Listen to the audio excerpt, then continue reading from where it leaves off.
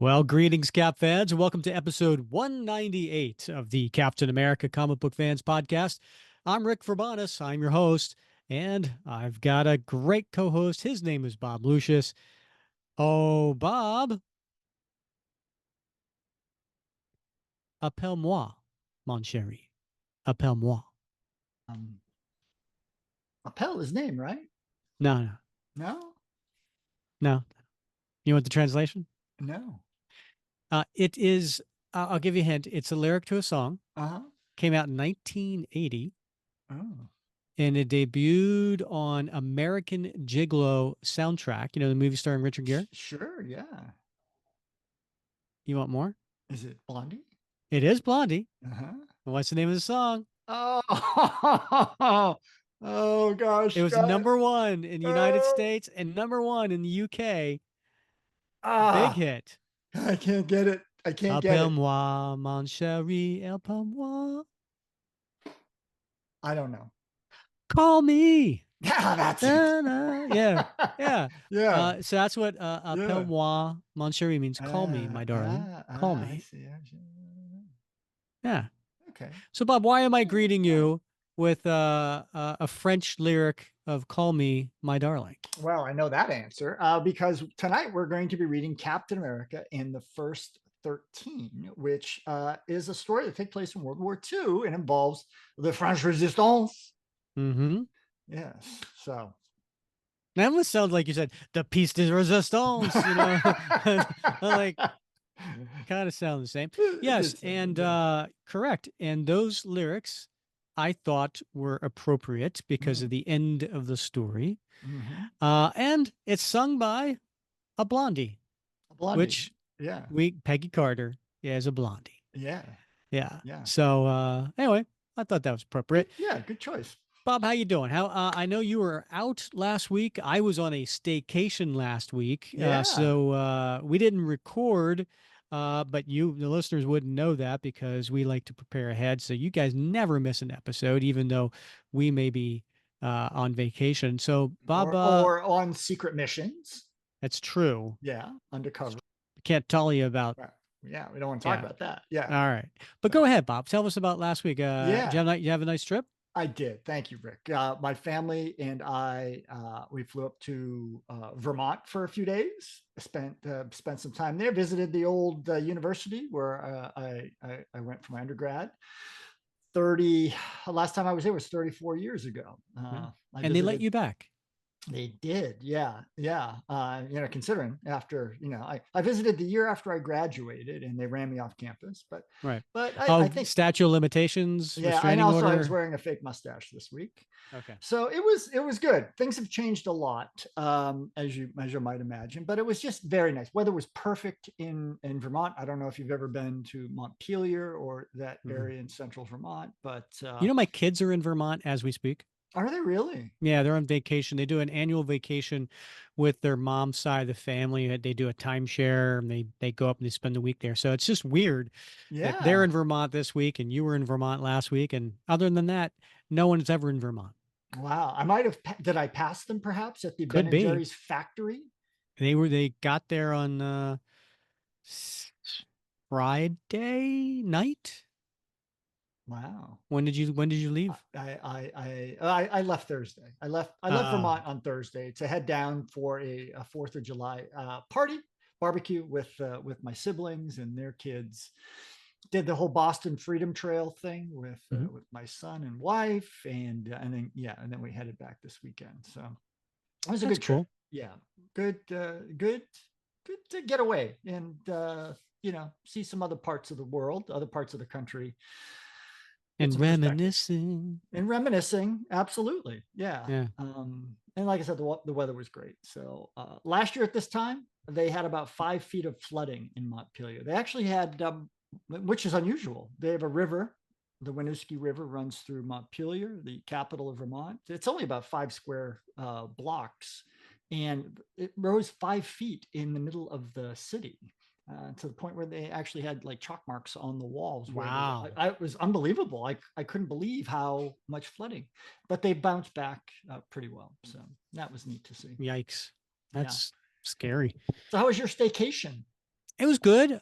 Visited my mom in Delaware one day. I visited Meg's side of the family in Connecticut for July 4th, and the rest was taking care of stuff around the house Mm-hmm. and spend a little time in the pool and working on a special project Oh, that's right. of Mhm. our Captain America community theater.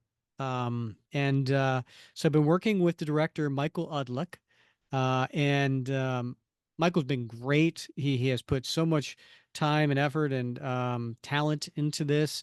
We've bounced ideas back and forth because he's the director, Bob. I'm the producer. Yeah. And Yeah. I was like, "Oh, what does producer do?" And he told me, I was like, "All right, I could do that." Yeah.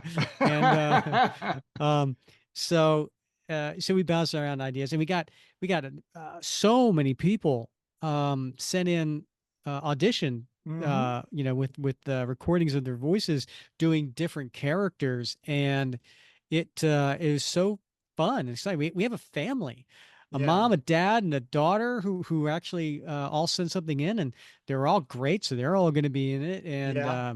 And we have some members of the Facebook group and patrons of the podcast. So it's going to be a lot of fun. It's going to be a lot of fun, I Bob. hear there's going to be some verbani. Is Yes, that the plural? Is that the plural? you could say that, sure. Usually we go Verbonuses. Urbanices. Yeah. This is. This is But anyway, yeah, my son awesome. who graduated college over a year ago with a double degree of theater and arts administration, and who has been touring as a lead in the musical. He's back. He Hmm. finally, Hmm. finished the tour, and he has a couple of these Saturdays available. So I asked him if he'd be interested. He's like, "Yeah, let's do it." So That's awesome. he is going to be doing a major character. I'm going to be doing a major character, and you may have heard I do Captain America. I've heard that. I've heard that. Yeah. Yeah. Anyway, so and he's going to be Clint Barton. All So he's going to be right. Hawkeye slash Goliath slash Clint Barton, and we're covering Captain America 400 and 401. So it's the Operation Galactic Storm story and then the fallout afterwards. And there's going to be a couple of scenes where our Clint and Steve are together. So I'm going to be acting with my son Yeah. for the first time ever in the That same that's scene. that's awesome. He may I take you know. out on tour next. Yeah, we'll see. We'll see. If this works out. Yeah. Yeah. Anyway, so we're looking forward to that. All right. Well, Yeah, that's gonna be a lot of fun. indeed. Yeah. Uh, Bob, I had a question for you. Mm. I can't remember. Are you a vegetarian or a vegan? We are we're vegetarian. We Casey and I we're predominantly vegan, but with a young child. Hmm. He's not really a young child. He's 14. Kids can be picky. Yeah. So sometimes we do end up giving them eggs or real cheese or something like that. Hmm. That's about the extent of it. So yeah, but we don't eat fish, we don't eat meat or anything like that. So we All try right. to So try to reduce that as much as possible. And I don't when wear leather or anything like that. okay, when you and Casey Uh-huh. have uh, a spousal tiff, Yeah. like an argument on that, Uh-huh. Oh, since you're both yeah. vegetarians, can it still be considered a beef? Yeah, but we have to call it a faux beef. All right. Should we get to today's episode, Bob? Indeed. Let's dive in. All right. Well, Bob, you had suggested this one, and it is a story I had never read before. It came out in 2011, and it is a one-shot special, and it's called Captain America and the First 13. And that just sounds weird, right? It Like, what does. is what does that mean? Yeah. And for Cap fans, they probably know this, that Sharon Carter is Agent 13 Hmm. with Shield, and prior to that, her aunt Peggy Carter was also Agent 13. Yes. And so this is a story about the first 13 or Peggy Carter. Yes. And it's actually a really cool story because it's told from Peggy's point of view. Yeah. Yeah. And it's a fun story, I think. It's got a little bit of it's bittersweet, but it's got a lot of fun elements in it as well. This is one of those those riches, I think, that came out in 2011, just about the time the first Avenger came out, and fans benefited a lot from all the little side stories and one shots that they pushed out for that. Yeah, back when I had my comic book store, Bob, the MCU started. It Mm-hmm. was not like I sold it in 2009, so it was prior to this. Yeah. But I had it during when Iron Man 1 and 2 came out and Hulk came out. Yeah. And I think Thor. And so it was good that Marvel did publish additional stories of those characters during that time because inevitably somebody watched the movie and didn't really read comics, or they haven't read comics for a long time, and they would come into the store and say, hey, I'm interested in Iron Man, what do you have? Well, this is the new stuff that's here, like, of course I've got a million other things over here that Yeah. came out a long time ago, but here Yeah. are some new things on the shelf. And, Right. like a one shot was always like a great entryway into that. So I was always, as a comic retailer, I was always grateful that Marvel did that. Yeah. I mean, and for some characters, it was a bit problematic, right? I mean, Peggy Carter being one of those, where if without these sorts of stories, if fans had come in and said, "Oh, I want to read something that has Peggy Carter in it," they would have been like dumbfounded. That had like absolutely nothing to do with what they had seen in the movies. Yeah. Like Yeah. no connection whatsoever. No, none whatsoever. And Yeah. so it's funny. I got ridiculed for this back when we had Peggy Carter in one of the stories, and I gave her a British accent when I was going through it, panel by panel, and Uh-huh. someone was like, "She's not British," Right. Sure. Yeah. and I'm like, "Oh yeah, you're right. I totally forgot. I was going by the MCU version." Right. Yeah. And Yeah. because I think at the time the What If series was out, and it was like Captain Carter was, Captain Carter. and so I, Mm-hmm. I had it on the brain, and I totally goofed, and I got called out, and rightfully so. And so no, she does not have a British accent because Yes. she's from America. She's Yeah. American. In fact, I even sometimes thought, well, wait a minute, I know she was in the French Resistance. Was she Yeah. French? No, no, she's not French. Yeah. She's not British. Yeah. She's American. Well, that's a hard, and that's one of those things where it's hard to bridge because they brought so much from the MCU into the 616, that there's like a lot of gray area in there. It's like, yeah, she's Virginia, elite Virginia family, right? And yet, where did Captain Carter come from then? Like, how is she like British in Yeah. Captain Carter? Well, that's the Right? other thing too. So when we're going through this community theater that we're going to be doing, which is, by the way, hopefully it's going to be out in the next few weeks. We're shooting for episode 200 because we want to make 200 a special episode. But one of the things was, uh, people were sending in for the Black Knight, Dane Whitman, Mm-hmm. with a British accent. Yeah. He's not British. Yeah. He was born in Massachusetts. Right. If Yeah. anything, he's got a Boston accent. Yeah. And Right. and so and I was like, I did a lot of due diligence on this. I'm like looking it up and everything. And it's sort of anytime you Google something about a Marvel character, what comes up at the top? Right. MCU, MCU. right? Yeah. So Dane Whitman was introduced, I think, at the end of the what was Celestial. What? Yeah. yeah, the The Eternals. Eternals. Yeah. Yeah. Beat you. Yeah. And so yeah, and Kit Harington, I think, is the actor, Hmm. and he has a British accent. I Yeah. think, if I remember correctly, because I know he does in other things he does. But anyway, so that keeps showing up. I was like, no, it's not it. It's not it. Yeah. And so I'm watching these videos about the history of Dane Whitman and everything. And I was looking to see if Marvel itself had like ever had the Black Knight in the like an Avengers cartoon, Hmm. and I couldn't find it. because I was like, that would have been before the MCU, like a Yeah. Avengers Earth's Mightiest Heroes or something like that. And I couldn't find something, but so we're Hmm. going with an American accent All right. for Well, Dane Whitman. But yeah. yeah, that stuff constantly gets kind of Yeah. confused and It gets commingled. So, indeed. All right.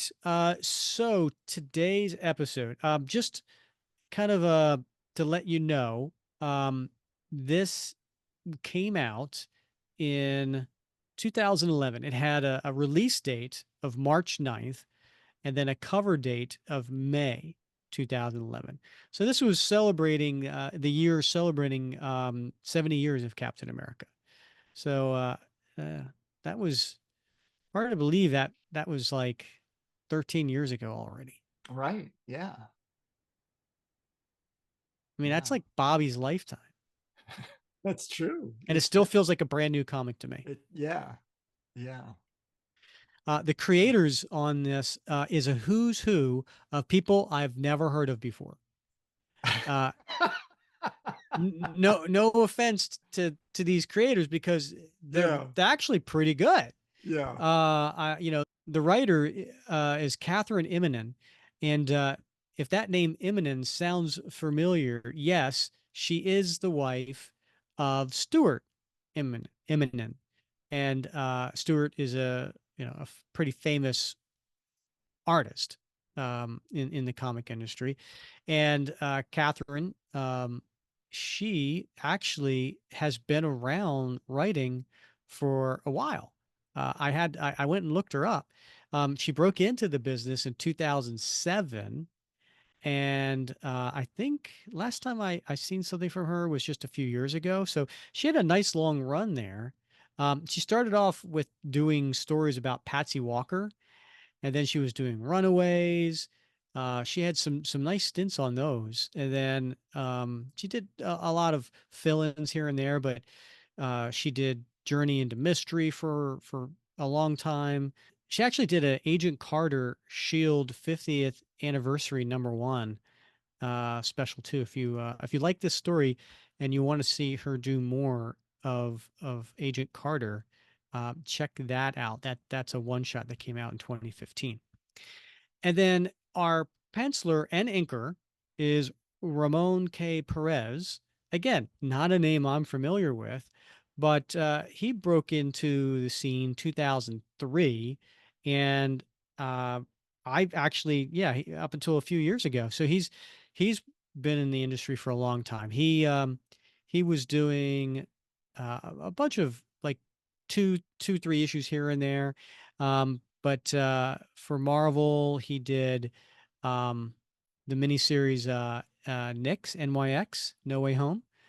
And then he did John Carter, The God of Mars. He did Wolverine and the X-Men. He did Amazing Spider-Man, All New Hawkeye, Nova, Marvel 2-in-1. So he's been around as well. Again, I'm just not familiar with his name. Also in this issue is colorist John Raunch, letterer Jared Fletcher, editor Rachel Pinellas, and then also as editor is Tom Brevoort. All right, the cover is by Greg Tuccinini. I'm not familiar with him, but it's a pretty cool cover if you want to take the listeners through it, Bob.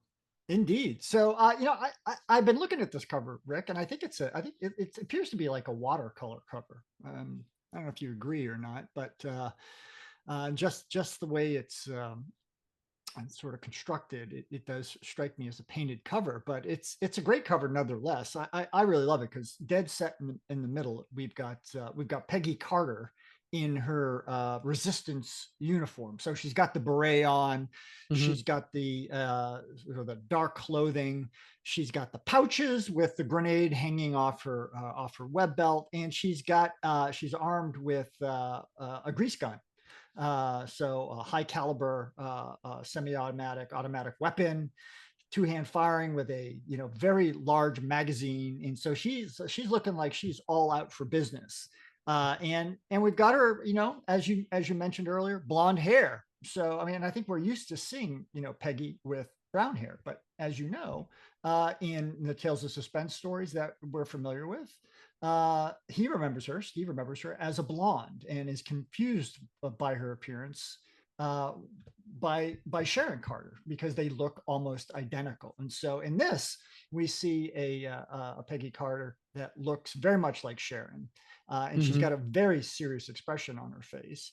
And Well, and Bob, yeah, doesn't technically Sharon look like Becky? that's a good point. Yeah, that's true. Yeah, chronologically speaking, indeed, you're right.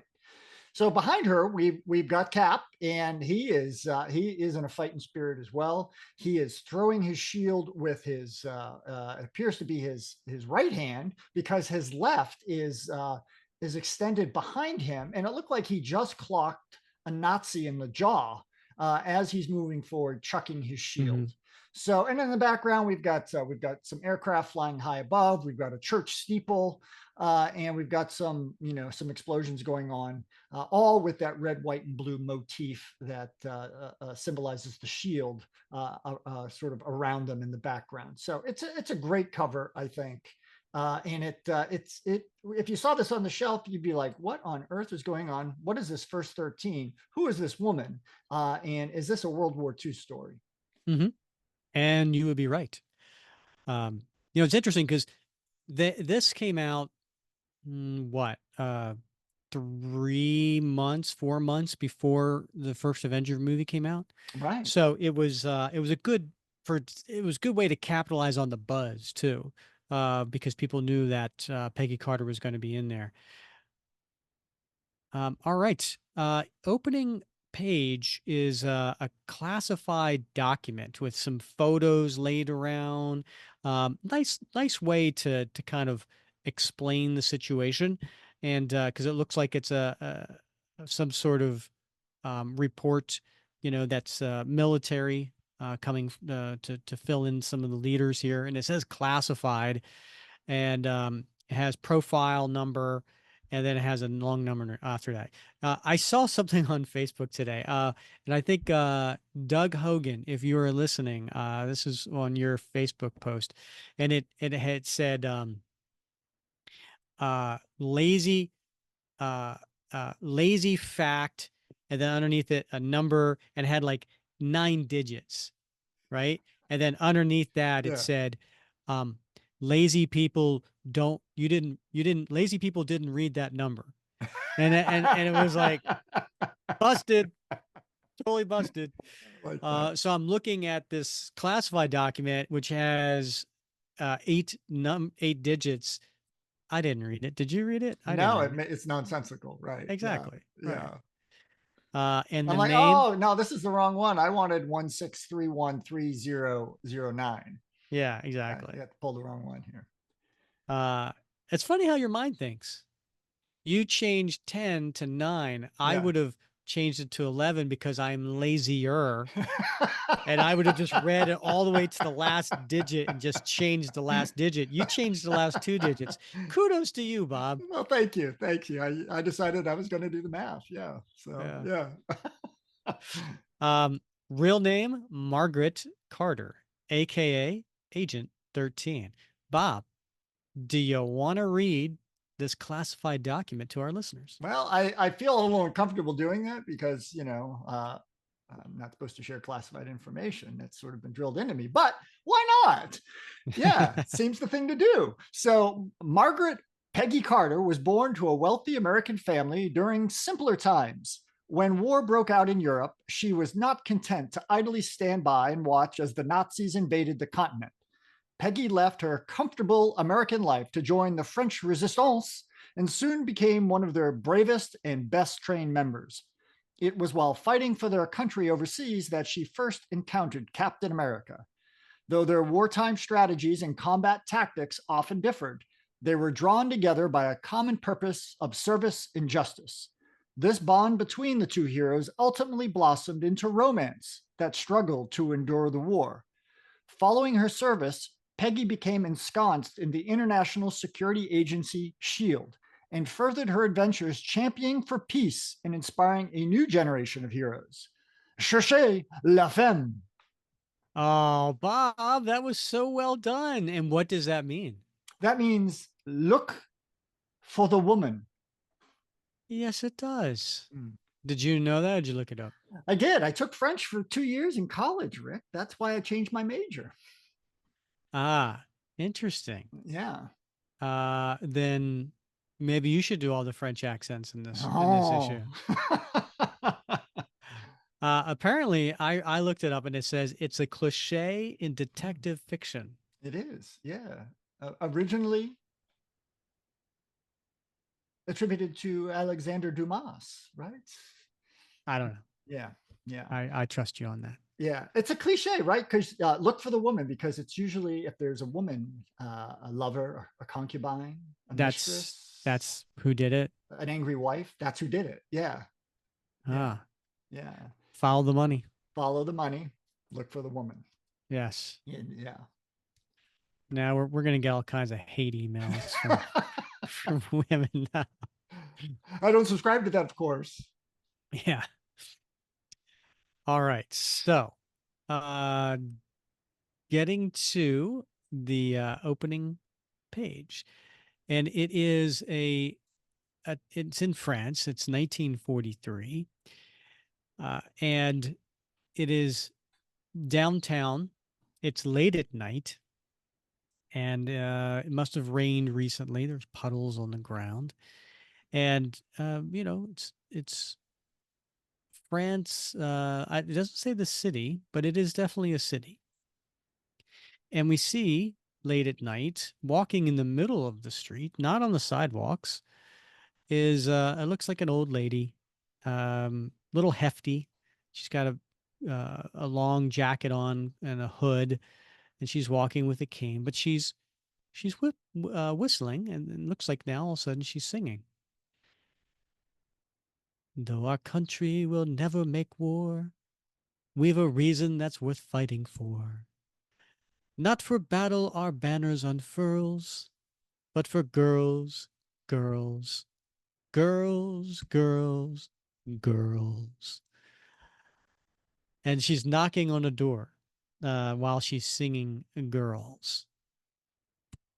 And it says Secret Agent Peggy Carter in Je la femme. We. And someone answers the door, and it's a man, and he has on a uniform. I wish you wouldn't sing that awful song. What's the matter, Henry? You don't like girls? It's Peggy Carter. Oh And my gosh.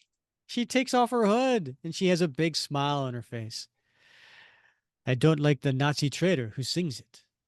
Who sang that song, Bob? Well, I'm glad you asked, Rick. A gentleman by the name of Maurice Chevalier. You don't say. Yeah, I do say. Yeah. And Are you familiar with Maurice? I am not. You want to tell me a little bit about him?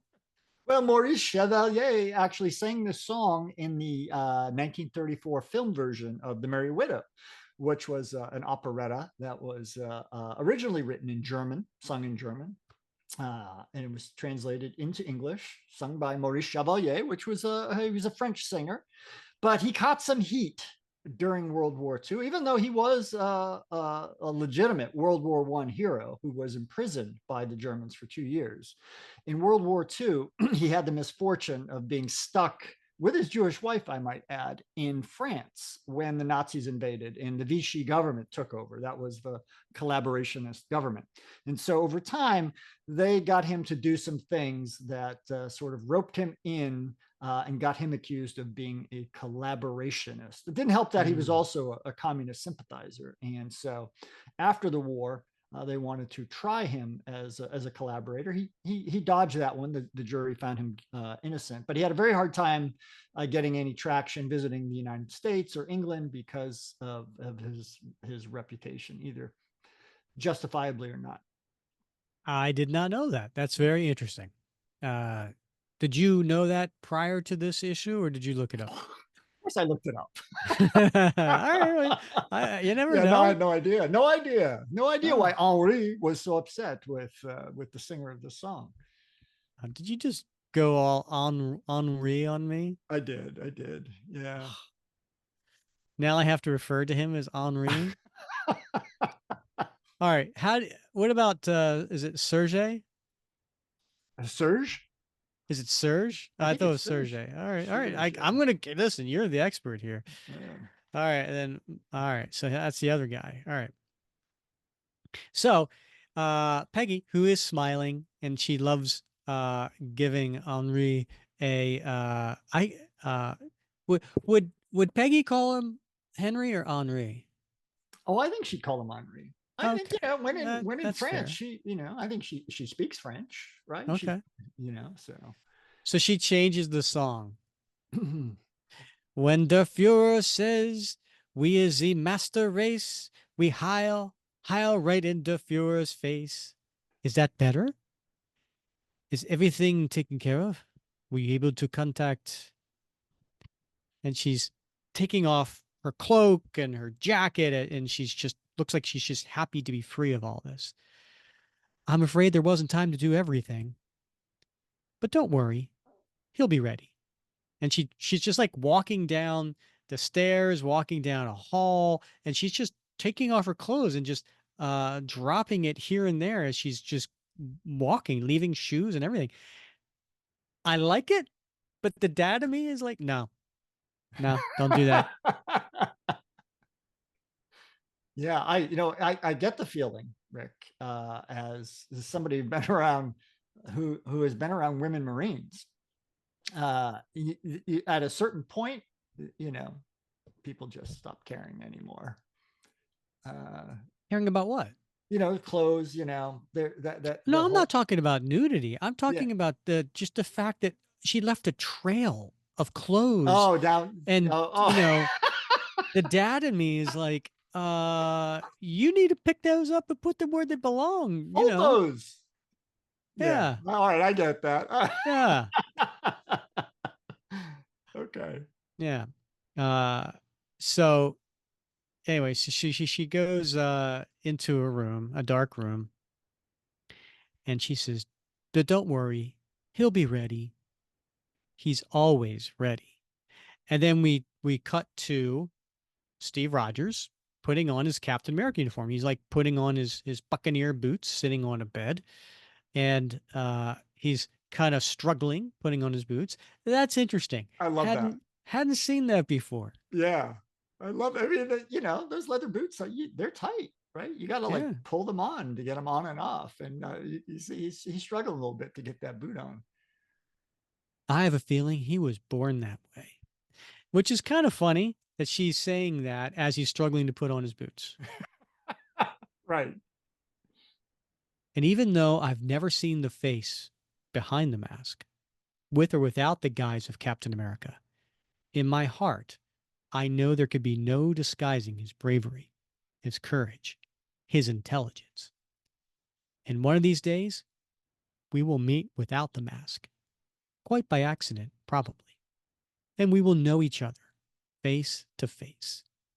And then there will be no disguising ourselves or our feelings. And then Cap, he's finished, puts his mask on, grabs his shield, and jumps out of the window. And he's looks like he's probably like at least 2 or 3 stories high. And he goes into an alleyway and jumps down to where a motorcycle is waiting for him. Captain America is an invaluable member of the resistance, but we could and would go on without him. But I'm not sure I could or would. And then Cap's driving away on the motorcycle. You know how you can tell he's driving away, Bob? Yeah, I knew you were going to go there. Is it the cloud of smoke or the vroom coming out the back? It was both. And he's going down a paved cobblestone kind of paved street. And then we cut back to what she's doing, and she's changing her clothes, and we see her leg up close, very reminiscent of the movie with Dustin Hoffman, Mrs. The Doubtfire. Graduate. No, that's Robin Williams. Yeah, Yeah, The yeah, Graduate.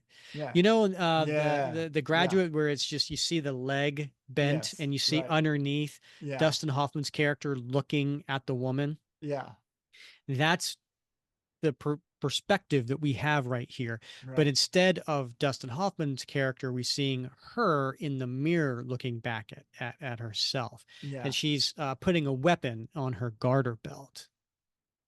Agent 13, are you dressed yet? And she's checking her pistol. Didn't your mother teach you to knock, Henri? My mother didn't teach me a lot of things. It's true. Just ask his girlfriend. The meeting is still going ahead? It is, sir, as we speak, in fact. And how do you know Captain America will not betray us? Nobody's going to betray anyone, Henri. Competing interests don't preclude a common goal. You know that. And he helps her on with her jacket. And she has her beret on. You had better be right. Hopefully, we're not going to have a chance to find out. I'm sure the exchange will go smoothly. And we cut to the exchange, and it looks like a church that has been bombed because it is totally disheveled and it's late at night and it's dark and shadows. And you see Captain America standing there with a German soldier. Or is he? And by the way, this is a younger Cap, right? So it is 1943. He's still relatively new to being Captain America. And so we're treated to a younger version. Yeah. It sure doesn't look like much. Are you sure it's complete? It's a thermal ray, not a panzer wagon. The Japanese tend to be more discreet in their design. Crafty. Typical. Not crafty enough, as it is now in our possession, giving us the ability to target any heat source on the ground, any engine in the night sky. Well, I prefer weapons to look like weapons. That way you know who to shoot first. And this German soldier is holding, looks like a small uh, attache case, and you open it up and there's an electronic device inside it, and you've got headphones and Geiger counter type of thing, and so he's got it open and he's showing it to Cap. I also have the plans. I'll take your word for it, Fritz. And Fritz, by the way, is in quotes. So Fritz, Bob, that's a nickname For Germans. So this guy is dressed in it looks like a German SS uniform. We see the skull and bones on his headgear. So he's definitely not one of the good guys, at least apparently. But I don't know. Cap seems to trust him. Yeah, and Fritz is in quotes. Yeah. So that tells you that he's not really German, right? Right. Oh, did I give it away? Yeah. I'll take your word for it, Fritz. Do I look like I have X-ray vision? So, the delivery is complete.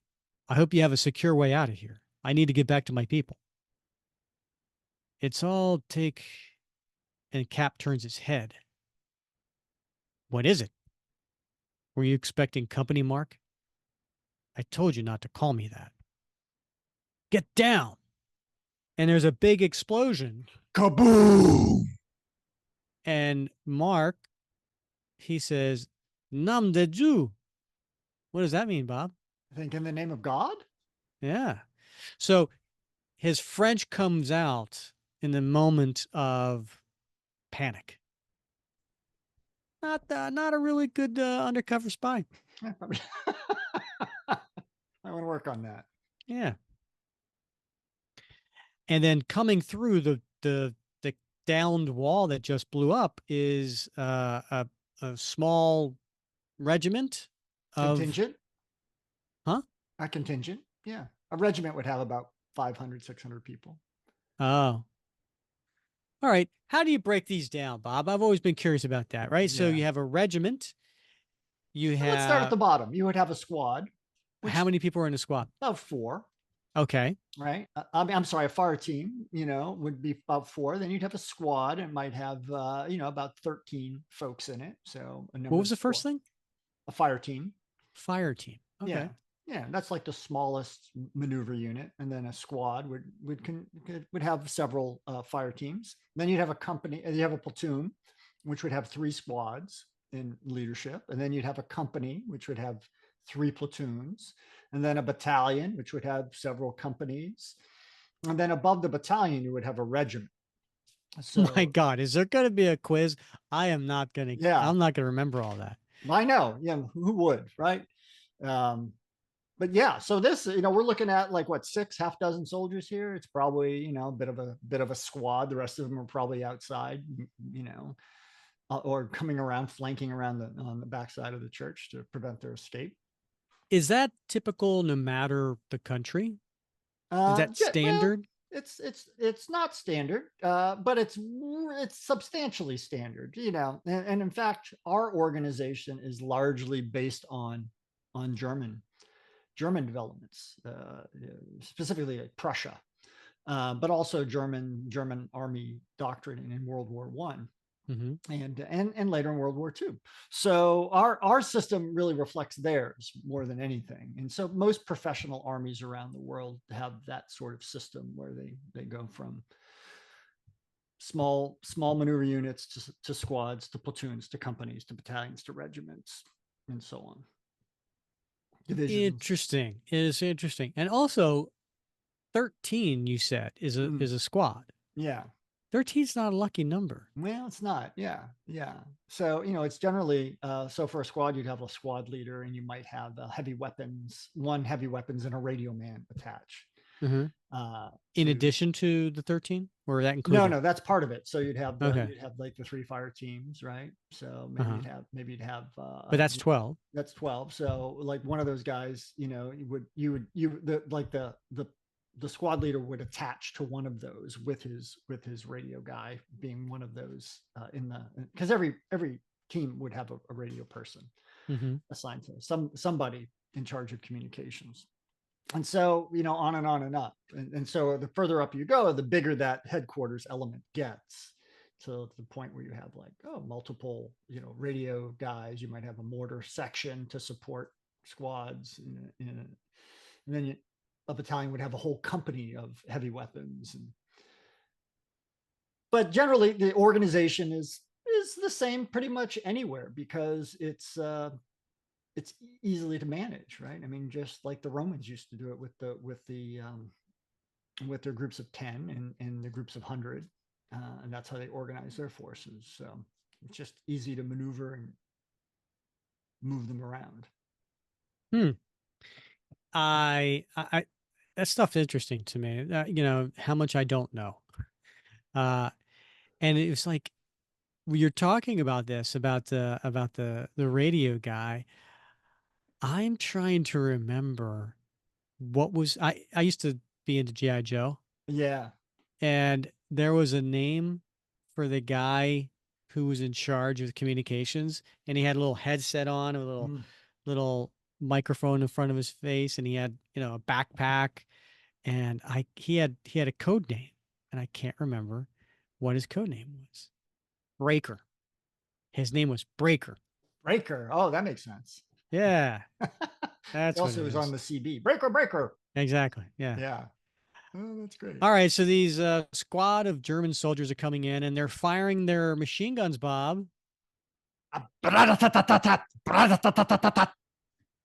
And so at this point, Cap, wanting to make sure that Mark's cover isn't blown, goes and he knocks, like gives a big punch to his face and hits him right in the jaw, which makes a loud noise, crack.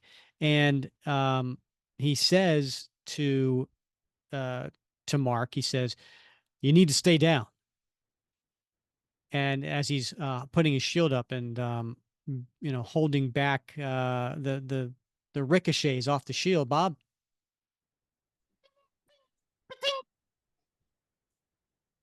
Here's a little game we play at home. I call it bowling for thalers. Who knows? Maybe you'll catch on. Oh, Bob, what's a thaler? Well, I'm glad you asked, Rick. So a thaler is it's a heavy silver coin It's that German. began German. Yeah, well, it was the name originally is from the Holy Roman Empire. So even before Germany became a unified state, a lot of the countries within the Holy Roman Empire would mint these. So like Prussia and um, the rest of them escape me. But in any case, the equivalent at that time would have been like the U.S. silver dollar or the British crown, and so they were substantial heavy silver coins. And Mm, so rather than bowling for dollars, Cap is bowling for thalers. yes. Here's the thing. Bowling for Dollars TV show didn't debut until the 60s. Right. Yeah. So I like how the writer was like, maybe it'll catch on. Maybe he will. Yeah. Look out, his shield. And then he throws his shield, hitting three different soldiers and then ricocheting back. And he catches it. You guys are about as organized as Bucky's footlocker, which is to say, not at all. And then he takes a gun out of one of the soldiers' hands as he knocks him out. And then he uses that gun to shoot a soldier. Glad I don't have to waste good American buckshot. And he's smiling. Bob, Shock, we never see shock and Captain awe. America use a gun and shooting Yeah. somebody. Well, and here's the thing, though, Rick. We could argue whether that was a good shot or not. I mean, he's at relatively close range, and it looks like he shot. He. It's just a flesh wound. Yeah, he shot him in the Uh, side. He Shot him got in the the love side. handle. He basically, yeah, he basically took out the love handle. But you would think, at that range, Cap could have easily just shot him in the head or shot him in the heart. And so, was it accidental? Was it intentional? I don't know. Was it for aesthetic purposes? Who knows? I don't like the look on his face, though. He looks too happy, Yeah. Well, I have a a hard little time. maniacal. Yeah. Yeah, maybe. And then he's standing there as this all these German soldiers are just laying at his feet on the ground. And then he looks over at Mark, the one he punched out, and Mark's laying there moaning in pain. And then we cut to the next page, and this is he's now moaning, but he's in laying in bed. And there is a doctor who is treating him in bed. So he's not in a hospital. He's in a safe house. This should help with your pain. I ask you, what do we need the Nazis for when we've got our friends to take such good care of us? I ask you. And he's an older gentleman, and he's got his doctor's bag, and he's just gave him a shot, and he leaves. Rest, will you, while we try to figure out what to do with you. And for God's sake and mine, Mark, try to stay quiet. Ugh. So he leaves the bedroom and he goes out into the hallway, and there's Peggy Carter in her French outfit. She's got the little jacket on with the belt, and she's got a beret and a skirt that goes below the knees. Well, how bad is it? You know how sometimes you undo the cage on the champagne and there's that little point of wire and she stabs you? Yes, but not lately. And then the other time, you argue with your wife and she push you out the window? Yes, but again, not lately. The bad news is Mark has a badly broken jaw and an orbital fracture.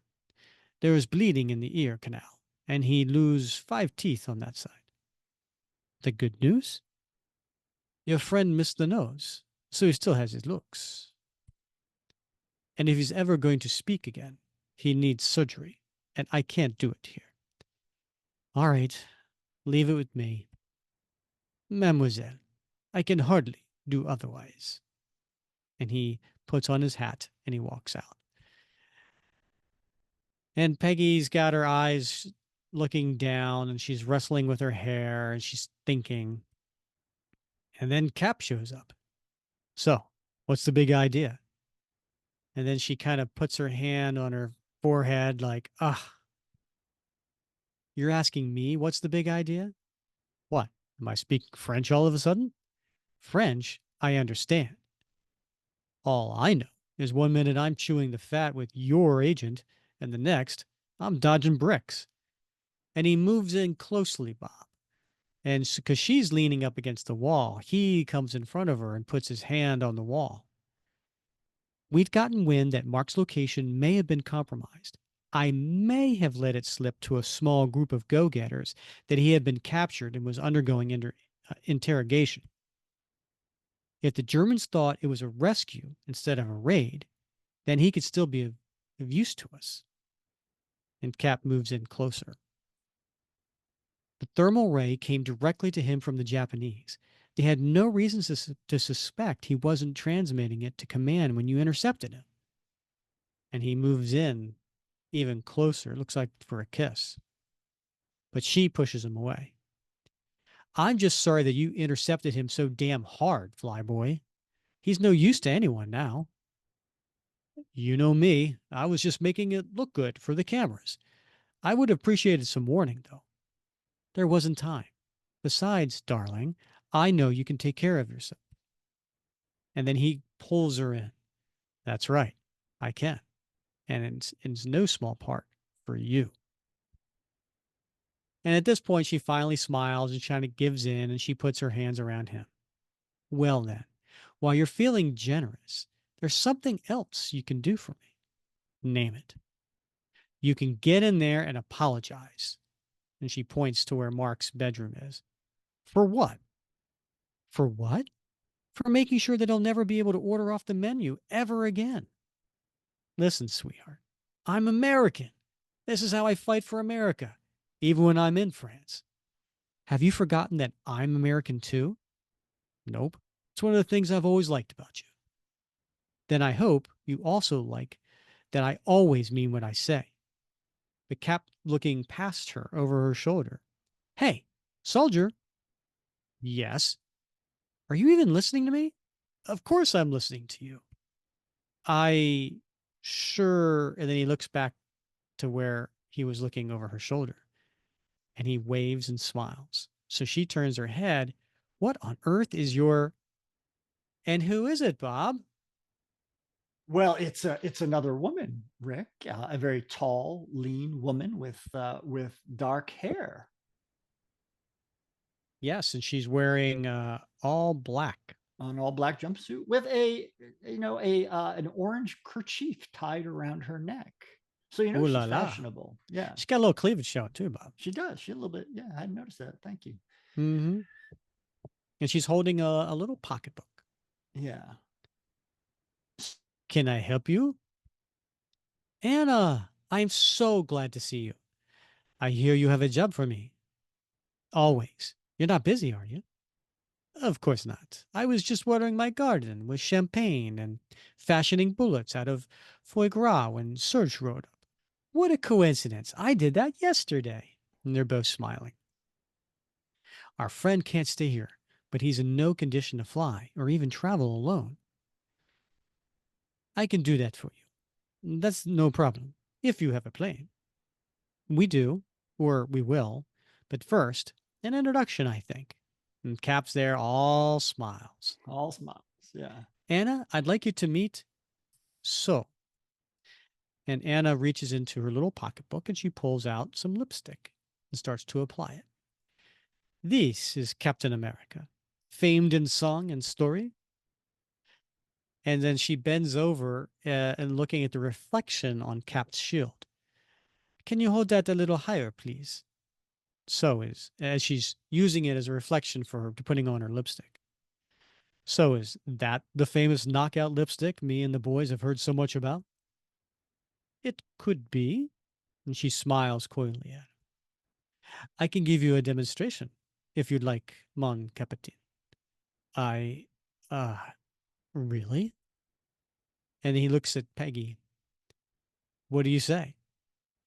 And she just rolls her eyes.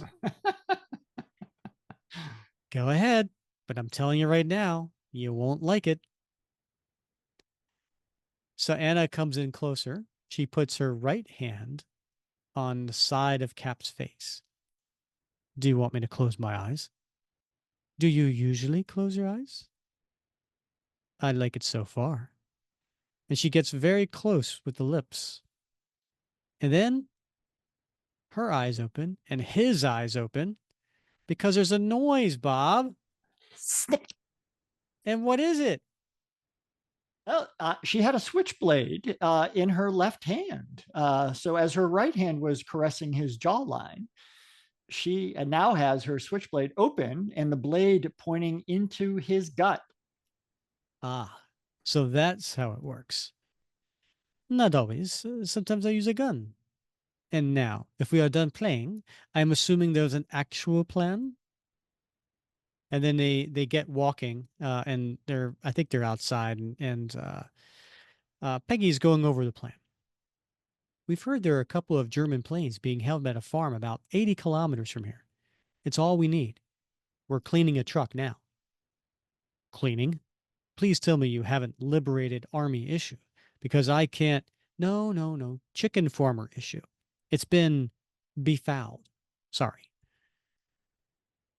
Have you got enough fuel? We've got it. We've got enough everything, Anna. And what are you planning to protect our departure with? Eggs?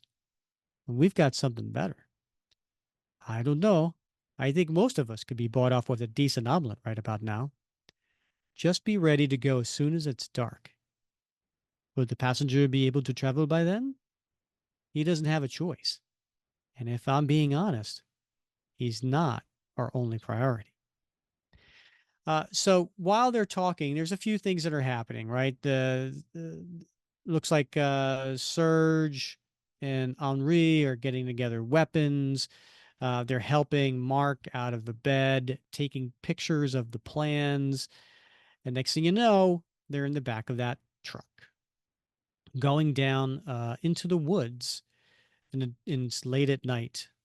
Navigation, escape, demolition, close combat, silent killing, cryptography. That's quite a list. You ladies sure you know what you're doing? We're as tough as any man, maybe more clever, certainly more thorough. You must admit, you don't fight the same way, though. Maybe not, but we die the same way. What's this one? Water activated poison? And she's like opening up, looks like a compact. No. Radio transmitter? No. Garrote holder? No. Well, yes, but primarily rouge. And she's powdering her nose. All right, Bob, did I ever tell you about the story about two blondes walking on the beach? I don't think so, Rick. Okay. So these two blondes are walking on the beach, and the first blonde steps on a compact. And so she picks it up. She looks at it. She opens it up, and she looks at it, and she goes, huh, this person looks really familiar. And the other one grabs it out of her hand. She goes, you're such an idiot. It's me. That's pretty good. Uh, That's all right. A beach joke. Can't go wrong with those. we are here. Be ready. And they park the car, turn off the lights, and run into the woods. And then we cut to a German soldier who's standing as a guard at I guess, some sort of road stop, right? And what's he doing, Bob? He's playing the age-old soldier game on guard of a box of wooden matches, and he's just striking each match and throwing it on the ground. He's bored. He's bored. Yeah. Yeah. Not a very good guard, though. No, no, not at all. No. So he's just striking the matches. And next thing you know, there is a wire going around his neck, and it looks like Agent 13 is basically strangling him, slicing his throat. And pulls him back into the woods, knocks him down. He's dead. And then she grabs his Luger from his holster. Don't they teach you always to reach for your gun first? Was that true, Bob? They teach you Uh, that well, if someone came behind you with yeah, to strangle you with a yeah. wire, what would you do? Well, no, they didn't teach that. I imagine that would be effective, but they do teach you hand to hand combat. So particularly in the Marines, there's a whole belt system where they teach you how to respond to attacks like this. So And what yeah. would you do? So I mean, there's the stamping on the feet, there's the elbow and the groin, there's the hands, the karate chop Mm-hmm. to the nuts. So there's the headbutt. There's a number of techniques to deal with that. If someone comes up from behind, Mm-hmm. generally, you don't see a lot of garroting these days. I suppose it could happen if you ran into a resistance agent. Mm-hmm. And normally people would just come up and stab you uh, from Ooh, behind. Yeah. So yikes. you really don't have that much, they don't like get you in a like half Nelson or a full Nelson or anything like that. Mm-hmm. They So just come up behind you and like yeah, stab just you in the stab you back or there. slice your throat, or what do they do? Yeah, I mean, that's mostly movie where they like reach around, and slice your throat. It's generally they'll just like put their hand over your mouth and stab you in the back. Yikes. So Okay. yeah, yeah, that seems to be the most effective and quickest acting solution to the problem. Hmm. That reminds me of that soldier flicking those matches. Earlier today I was I was on Amazon and I was trying to find a lighter for our grill. Mm. Couldn't find a lighter, but I did find 6,000 matches.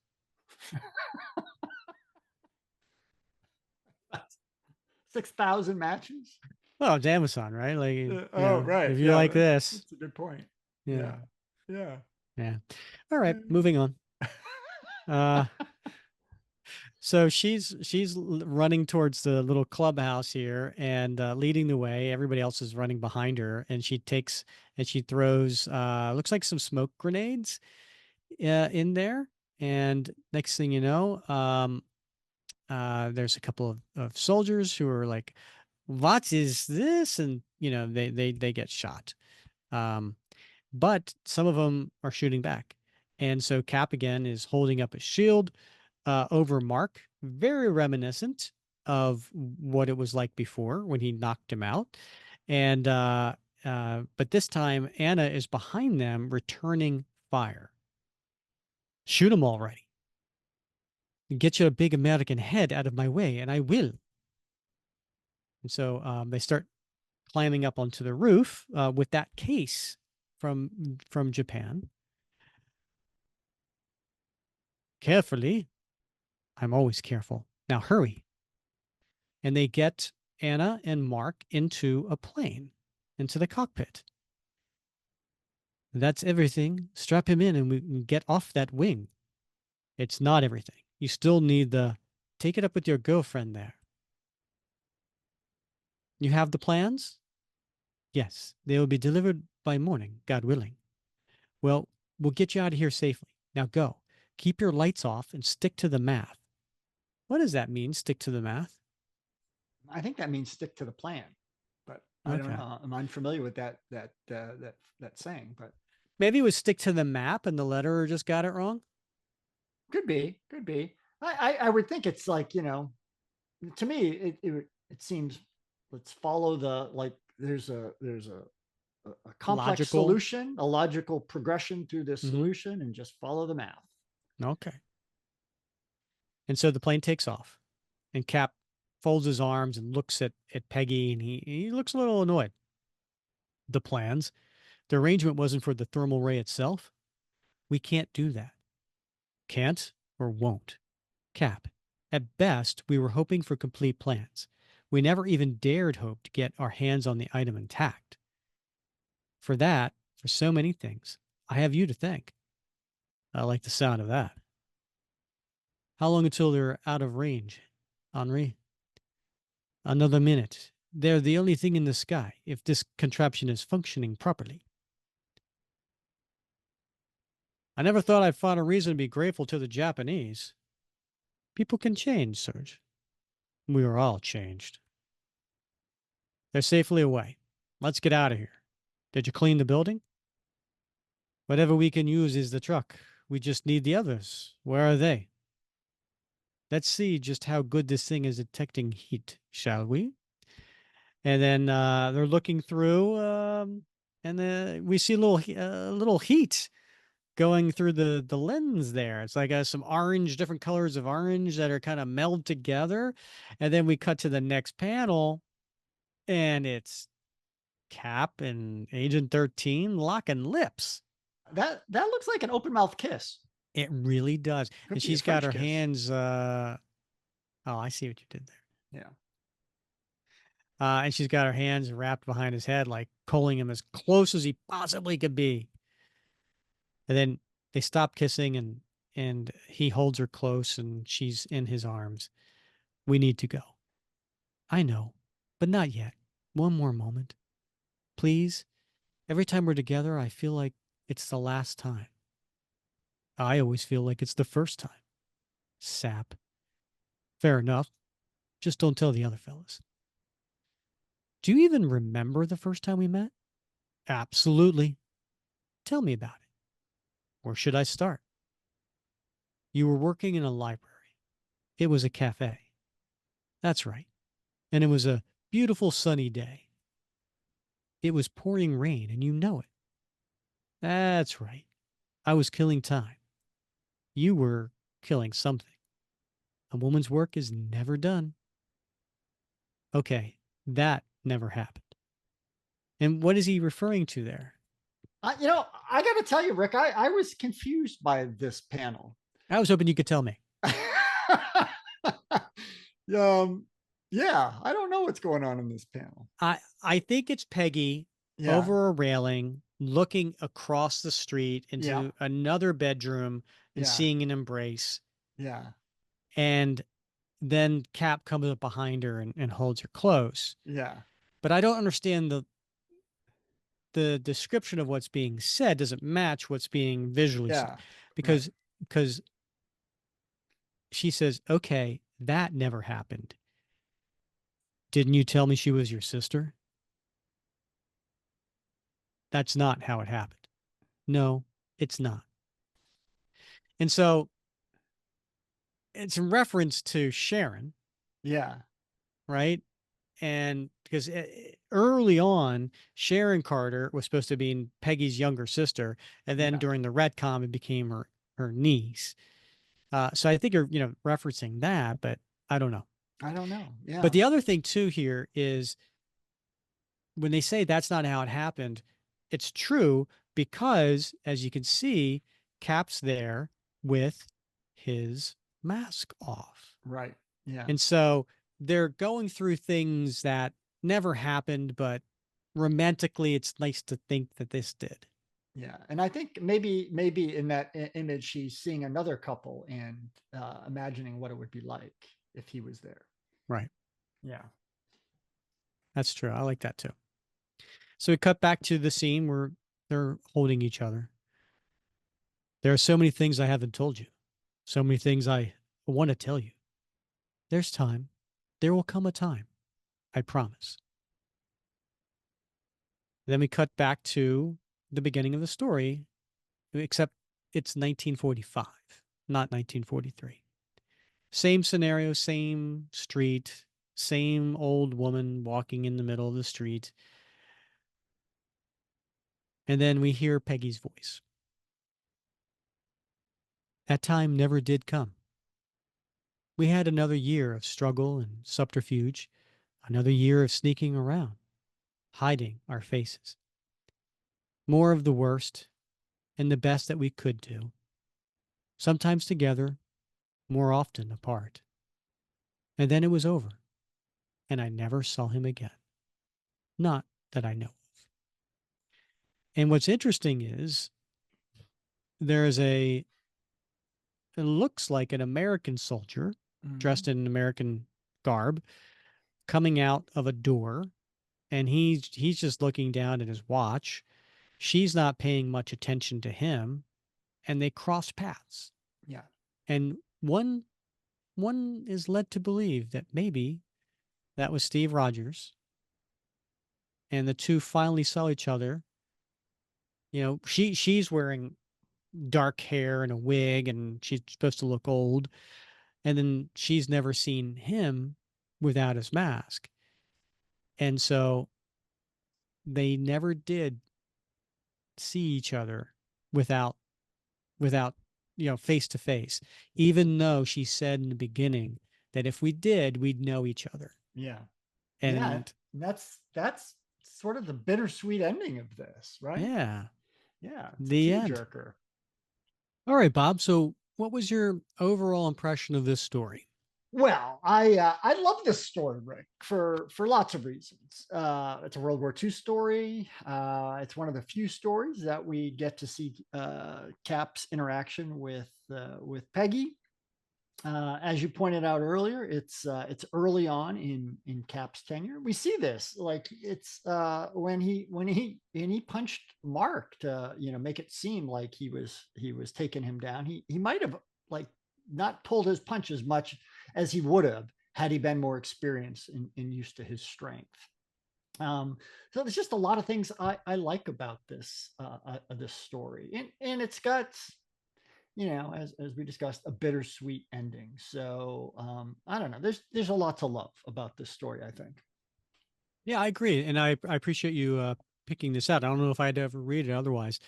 Um, I thought the art was actually pretty good, um, and I enjoyed the story as well. It is always fun seeing a younger Captain America, just a less experienced, and he came across, in my mind, a little cocky, and it's kind of like he's only been in this body for a short period of time, and he's the ladies never looked at him before, and Yeah. so now he's kind of like doing, I think, what most guys probably Yeah, would he's a in young that. man. Yeah. Yeah, all right, and so it was interesting to see Cap from that perspective, but I think I enjoyed a story told from Peggy's point of view. So that Yeah. was cool Yeah. too. Yeah. All right, Bob, you go first. What is your favorite panel? Ooh. Well, I love that panel of the IR image of Peggy and Cap smooching that you so aptly described as two sort of orangish clouds wrapped around Hmm. each other as they were spying on them after that final mission and testing out the IR device. And I thought that was a clever use of that imagery. You can't quite make out what's going on there, but you kind of can make out two people embracing. And just from the sheer creativity, I love that panel. Keyword making out. Making out. Yes, Yeah. because you said you can make out the Oh, that Steve. yeah. Yeah. All right, never mind. Yeah. Good job. So, how about you? What's your favorite panel? I'm gonna go with the um the page that had Peggy undressing. Not for the reason that anyone thinks, because by the way, she's fully clothed. There's no nudity here. Right. But I liked the way the artist had done this, Ramon, because, and I didn't describe this at the time when we were going through this because I wanted the story to advance, but it's a full page.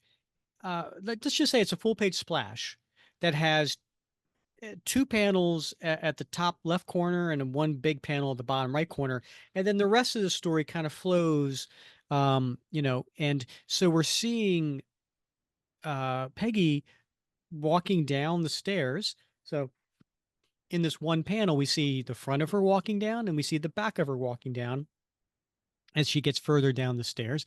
And she's just so happy. And so I like the joy on her. I like the fact that even though dad and me's not happy, she's just tossing off her clothes and just, but I like the perspective that Ramon had taken here, from the top of the stairs to the down of the stairs, that you can see that all in the same panel. So that's my favorite panel. Yeah, and I like the cat.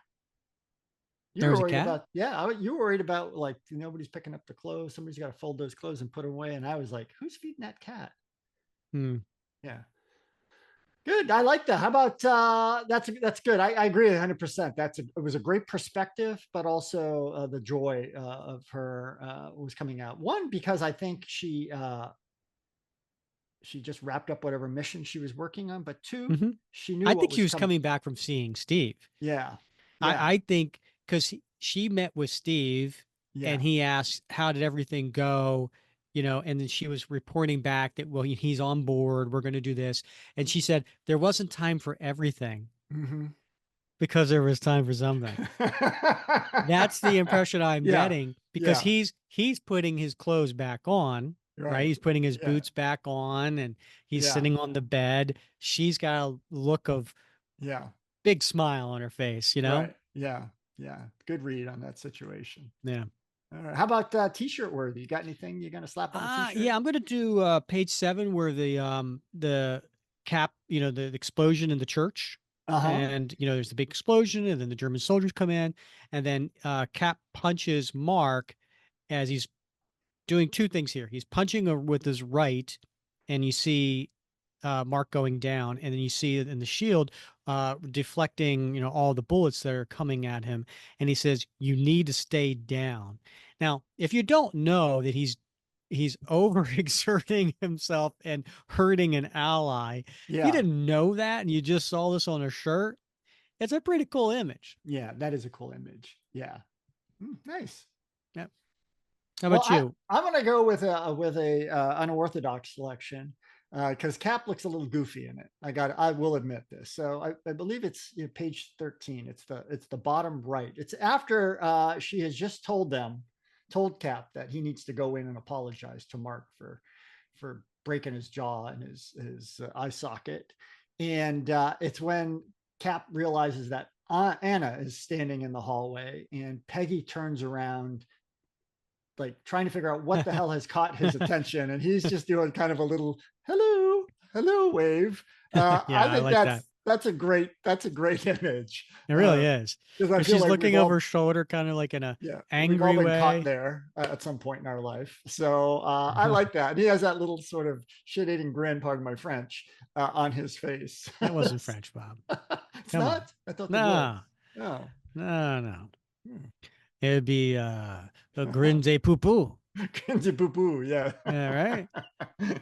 So All right. What's going in your time capsule? well, it's that same page in the preceding one, Rick. My favorite movie of all time is An Affair to Remember. Came out in 1957. Cary Grant, Deborah Kerr, who I think is the sexiest woman who ever lived. But the 1940s. Casey, sometime we'll listen to this. She knows this. Okay. You're familiar with, remember Isabella Rossellini and Friends? And like Yeah, he yeah. had like one alibi, right? Ross had that was his alibi. Like, if you ever had a chance to Oh, hook up with Isabella yes, yes, Rossellini, yeah, yeah. yeah. So we Many, discussed many a couple have had that conversation after that episode. exactly Yeah. right. Who's your free cheat? Yeah. So Here's my unfortunately, list. Deborah Kerr, passed many years ago, but the dialogue in these two pages is very similar to a lot of leading man, leading woman dialogue in the 40s and 50s. Very playful, sort of, almost like they're equals, and they're just sort of playing off each other, finishing each other's sentences, sort of sparring verbally. We don't see a lot of that these days in cinema. But back in the 40s, and in particular in An Affair to Remember with Cary Grant and Deborah Kerr, you have that dialogue going back and forth. And these two pages and the dialogue as written reminds me of that old time cinema. And so I'm putting these two pages in the time capsule as representative. She did a good job of capturing, I think, that the feeling of those films. You're talking about the Kathryn Immonen? Yeah, yeah, Okay. yeah. I think she really, the dialogue, that sort of playfulness between the two of them Hmm. is cool. Yeah, love it. Very nice. And yourself? Ooh, all right. I'm going back a few pages to page 8, and I'm going to go with the first panel where he says, "I play this little game at home. I call it bowling for thalers," Mm, and I say thalers because it rhymes a little bit with bowlers, dollars. but Yeah. yeah. But anyway, um, nice little reference to bowling for dollars. Thought that was fun, interesting, and maybe they have Captain America to thank for it. Maybe. Yeah. I think the writer did a great job. She wove some real stuff in here that made us look up stuff. Hmm. Learn some stuff along the way, and I love that. I love having to look up this stuff because I find that fun, and that's just like a little extra bonus that you I get like it in when you come prepared, Bob. It brings such another element to the show. It really Yeah. is. Listeners, if you would like to see more of Bob prepared, make sure you send in comments. I feel like I got a little extra for my $3.99. When I get Uh, a little history assignment. Excellent. All right. Yeah. All right. I would love to tell the listeners come back next episode for blank, but we haven't figured out what blank is yet. Bob and I were both on vacation last week. We've been really busy. I've been super busy with the community theater and getting that up and running. So we'll have something next week for you guys. It'll be a Captain America comic book. We'll do a panel by panel review, and it'll be fun. Yeah. I always knew you were a thespian. Don't tell my wife. All right, he's Bob Lucius. I'm Rick Verbanis, and thank you for listening. Please rate, review, and subscribe no matter where you're listening. If you're on YouTube right now, give us a thumbs up. Please leave a comment. We respond to the comments, and we would also be happy to talk about them here on the show. So do that wherever you're listening, and we really do appreciate it. And as always, thanks for listening to the another episode of the Captain America Comic Book Fans Podcast.